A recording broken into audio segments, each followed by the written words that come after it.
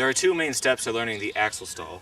The first is doing it like this on the side of the coping, where you only tap this truck down and then bring it back in. And with this one, your body is still leaning into the ramp, and it really shouldn't give you too much trouble at first. All you do is start to kick turn, and right when this wheel comes over, just tap that one down and then bring it back in right away. Now, the goal with this trick is to come up and get like this and be leaning completely on top of the ramp.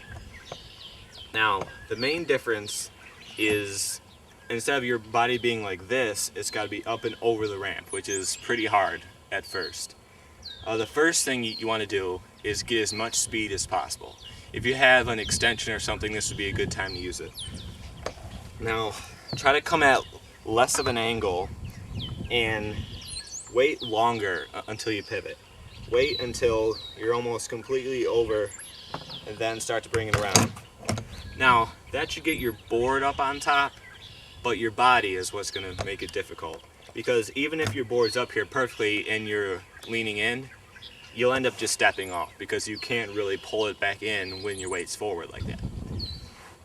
So, what you want to do is pretend that the whole ramp is like a curb. If you're going to do an axle stall on a small little curb with a little bit of a bank going up to it, you don't roll up, move your body back, then move it back forward when you get into the axle stall. You just keep your body straight the whole time, and then you just sort of ramp the board up. So the same thing happens with this ramp, at least with one this size. I haven't skated at anything bigger. You want to keep your body upright and just sort of ride the board up it. So what you do is just pump a lot, stay vertical and just sort of jump and land up on the coping, but just have the ramp pull the board up with you instead of ollieing or anything. And that's how it feels really. Just keep your body straight and just jump up to the coping. Now, one thing that I had a lot of trouble with is that I do exactly that, but I'd still be a little bit forward, just enough that I'd just fall right off instead of actually bringing the board in with me. And one thing I did that would help is when I started to come up the ramp, I leaned forward. And then right when I started to kick turn, I leaned back. And then that would help create some momentum that would bring me up on top of the ramp. So once you can get up there, you have to land it, and that can be pretty scary, especially if you stay up there for a while. That's why doing this way first comes in handy. You get used to tapping the truck and bringing it back in. So this one, it's really the same thing. The only difference is that there's a chance that this truck can hang up.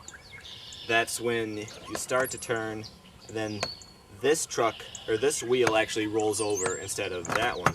So when you start to turn, you get like that and then you hang up and fall in. And there are two things that you can do. The first is to sort of get your truck like that. Don't land with the wheel completely up against it. Try to land with it like that. Now I still land with my wheel up against it like this, but if you're having trouble and you hang up a couple times, then start trying it that way. The second is to sort of jump in. Don't just pivot and fall back in, sort of unweight and just guide the board in and then sort of land on it down in the coping. Now, one thing that you should do is try to do an axle stall where you can stay up long enough to switch to tail stall and then drop in. And once you can do that, once you can stay up on top of the deck for long enough, then you can do a real axle stall. And then you can start trying to learn pivots and all kinds of other stuff. So good luck with them.